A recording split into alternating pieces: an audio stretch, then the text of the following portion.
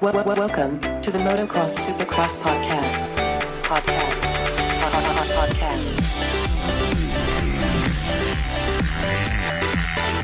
3, 2, 1, 0. Motocross Supercross podcast. Episode 206. The end of the season is quickly approaching us. We are going to Nashville this weekend. This is the first time we've been to Nashville. We are done with indoor stadiums. It's all outdoor stadiums for now. I'm Adam, here with Claudio. What's up, Claudio? Dude, I'm excited about Nashville. Nashville's about to be, as you just said, first time we're going to be there. The track doesn't look that difficult. It looks good. I really like it. There's a couple of whoop sections right before the finish line, which I'm a very, very big fan of.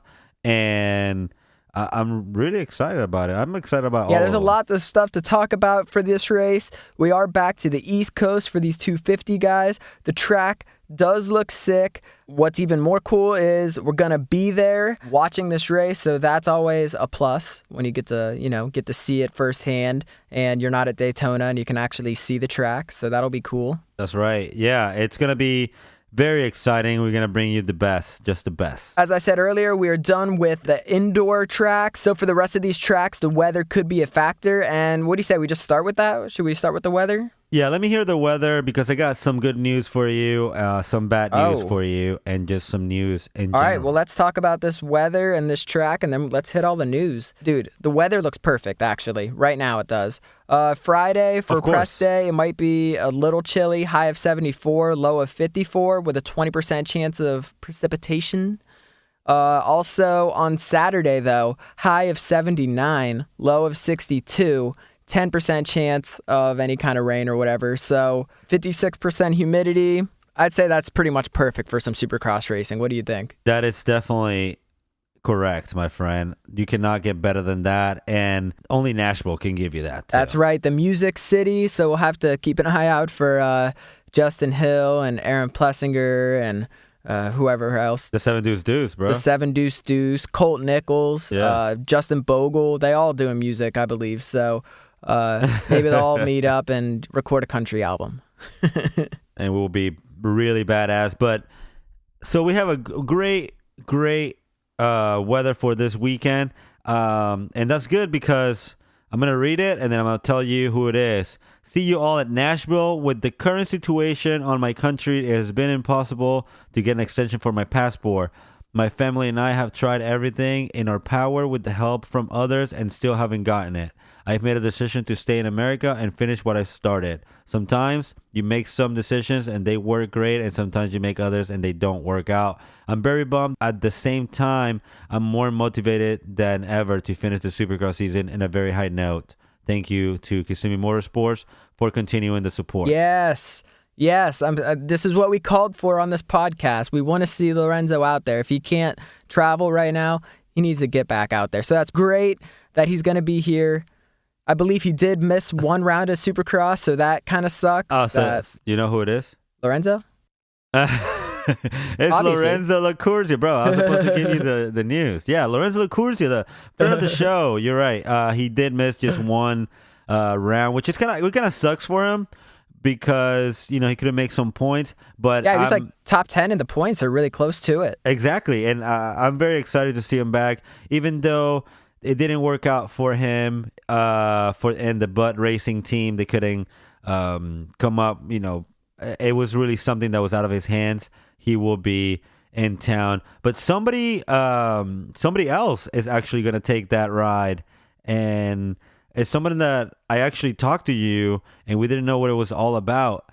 And this is what he said. I went to wish the Rockwell Yamaha team good luck today, and with the rest of the season, the team and I have agreed to part ways. However, I remain grateful for the opportunity. Mitchell Harrison is going to be taking the spot that Lorenzo Lacouture was going to do. Oh, wow. In the Kawasaki Butt Racing team for the MX World Championship or MX2 World Championship. That's pretty cool. Yeah, Mitchell Harrison, man, he went from Rockstar, Husqvarna, that factory ride last year, to this year. He just couldn't get anything going for the Supercross season. So hopefully he's got better luck for this outdoor season and the GPs. Yeah, I think it's something that suits him and I'm really curious to see what he's going to do overseas. I'm just still saying. Yeah, me too. I'm with you right there. But not really affecting us here for the Supercross race. But Lorenzo, dude, I'm really happy to see him back here, and I think he'll have some extra, fire in his eyes going into this weekend. And I just can't wait. Can't wait to see it. Oh yeah, and we will see him because we're gonna be there. Another thing that I saw that it was pretty cool. My other Venezuelan friend, Anthony Rodriguez, is going to be racing this weekend for the Tyloob Honda Racing Team, and he's ready to show some speed and great results. So great. Sounds like he's taking Blake Wharton's spot there as he went out with that knee injury or leg injury, whatever it was. But that's cool. That's awesome. We were saying he needed a ride so bad. He was having a problem. He missed races because he couldn't get there. And the ones he was at, he did good. And then in Daytona, whenever he crashed, he couldn't even get his bike fixed in time to finish the night. So I'm really happy for him. That's awesome. Exactly. Yes, I'm very excited for him as well.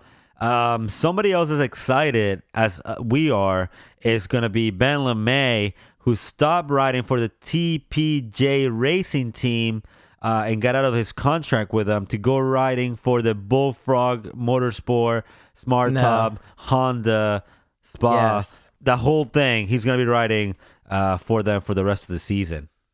Awesome. That's cool. That's news to me right there. That's awesome. I'm really happy to hear that because he's had some really good results this year, making the mains and stuff. And of course, we always want to see some people get some opportunities, and they definitely need someone to fill some spots, as we saw their whole entire team, go under with Malcolm Stewart at the beginning of the season, and now Justin Brayton with his injury. Yeah, who knows when he'll be back? Yeah, we're supposed to know an answer. We'll have it for the next show. But, I got a little insight, and I'm supposed to have a better answer for you guys for the next show if he's going to be racing this weekend or not. Awesome. Glad to hear. So, looking at these 250... Hold up. I'm not done. I got more, bro. I brought all of them, all the scoops. So, we're going to go out of the Supercross season real quick and going into our Lucas Oil Pro Motocross season. And it looks like the 125 All-Star Series is going to be going into all 12 rounds of the Pro Motocross Series. How badass is that? Yeah, that's pretty cool. I like that. We get to see way more riders out there on the tracks running these races. We saw some big names, too, doing those as well, like Villapoto. Yeah, Villapoto was one of them. Dude, speaking of Villapoto, did you see that little April Fool's interview he did? Yeah, I didn't even want to mention that because it was awful. Yeah, well, there was one funny thing on it because they were talking about what he should change his number to and stuff. Yeah. And it was just funny because Cole Seeley commented on it and change it to 420. So I thought that part was pretty funny. What's that mean? What? 420? Yeah. Oh, I don't know. I have no idea. Oh, okay. What else you got for me? Okay, man. So that's all great news, but of course, I gotta have some bad news as well. Someone that I think he had some luck because he landed a ride that is a decent ride, and it's Enzo Lopez, who says everything happens for a reason. Unfortunately, I hit neutral somehow midway through the rhythm and had a hard hit. I popped out my shoulder and sprained my wrist. I'm not done yet. No. I will bounce back stronger. Thanks for the Team JGR for the support on these tough days. Better days ahead. Yeah, he's definitely struggled a little bit this season, but he's had those little flashes of potential and stuff. So and Chad Reed really, he talks very highly of him. So our legend Chad Reed, my bad. Yeah, get it right. So that's not cool that happened to him. That sucks, and hopefully he gets better soon, and we'll get to see him back out maybe for Denver or for Vegas. Yeah, we will see him in Denver, hopefully. Somebody else is not having good luck is Marshall Wilton, who received an MRI, and he got his results back, and he has a fractured clavicle, a scapula, and a partially torn labrum. Wow, that sucks. Dude, I've had that same exact injury, and it sucks. My shoulder blade sticks out 3 inches farther than my other one. So that sucks for him. Terrible injury. Yeah, but he will be. He says he'll be back for the last 2 East Coast races. So we'll Sweet. see. We'll see if that's going to happen, but that kind of sucks. Yeah, there's only 3 left. We got Nashville this weekend, and then we go to East Rutherford, New Jersey at MetLife Stadium, and then Vegas for these guys. So exactly. Yep. So that's all I got for news. Cool. Well, let's move on to these 250 East Coast riders, since the last time we saw them was in Indianapolis for round 11 of this whole series, whenever Austin Forkner again got the whole shot, led all 20 laps, and won this race as he's pretty much been dominating the entire year. Chase Sexton got second place there, and he's also sitting second in the points. And same with Justin Cooper. He got third. He's third in the points. We did see that good race from Mitchell Oldenburg. That was like his best run, but he's sitting sixth in the points with that. But Forkner, man, he's just got a huge gap on Sexton. There is that battle for second between Sexton and Cooper, and then Alex Martin and Martin Davalos. They're kind of battling right there for that, fourth place in the championship. Yeah, exactly. They're pretty close, only 3 points. Oldenburg also right there, close by with 88 points. And can Forkner continue this domination? I mean, he is undefeated in the East Coast, and nobody really seems to be close to his speed. So can Chase Sexton step up? Can even Justin Cooper step up? I'm really not sure. Exactly. So we're going to have to wait and see. I think it'll be very interesting as we really starting to see Chase Sexton. It looked like he might be able to challenge Forkner. And Forkner, I don't know, he doesn't make any mistakes in the main events. Like, he just dominates everybody. So it's hard to bet against him, but you never know. We're going to this new city, coming back after this break, maybe make some adjustments. Who knows what'll happen, but I think we know it's going to be a good race no matter what. That's absolutely right. And I'm very looking forward to what's going to be next. This new race, like you mentioned, new stadium. It's going to be open again. And, well, from here on out, they're all going to be open. So finger crossed for a mutter, coming up. Yeah, it could definitely happen. And look, well, not in Nashville. It's not going to happen in Nashville. Yeah, probably not going to happen in Nashville, but it could happen. But and looking at these 450s too, as we talked about, Cooper Webb dominated again last week, taking the overall with the Triple Crown in Houston. Marvin Musquin got second. Dean Wilson got third. And in these points too, we got Cooper Webb out front. We got Marvin Musquin 17 points behind him. Eli Tomac is sitting 11 points behind Musquin. So there is a little gap between them all, but, we do 26 points for the winner of these races. So and 1 point for 22nd. So anything can change. One mistake by one rider, this whole championship is so close. So it's not over yet. Anything can happen. Ken Roczen also sitting 10 points behind Tomac in fourth place. So we got Cooper Webb, Musquin, Tomac, Roczen. That could easily change a lot over the next couple of weeks, depending on what happens. So it is unpredictable. That's for sure. Well, I mean, we have Cooper Webb and Marvin Musquin, who are both coming from a very aggressive, especially for teammates, race in Houston. And Cooper Webb actually, this is what he said. He says, we were definitely racing aggressively, and I got frustrated. That's not the way to do it, for sure. I'll try to contain the emotions a little bit better. We're 1 and 2 in the championship, so it's a tough line. I made some mistakes, and I got a little frustrated. I'll learn from it, and I'll be better moving forward. Cooper Webb on the Houston race with teammate Marvin Musquin. Yeah, I don't know. I don't think that warrants an apology. That's for sure. He is battling for this championship. Oh, absolutely. It is an emotional sport. There is real money on the line.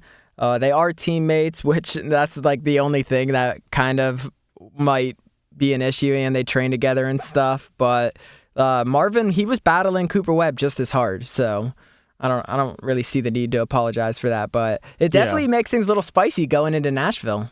Yeah, no, you're absolutely right. And I mean, all the numbers are pointing into Cooper Webb to be the champion this year.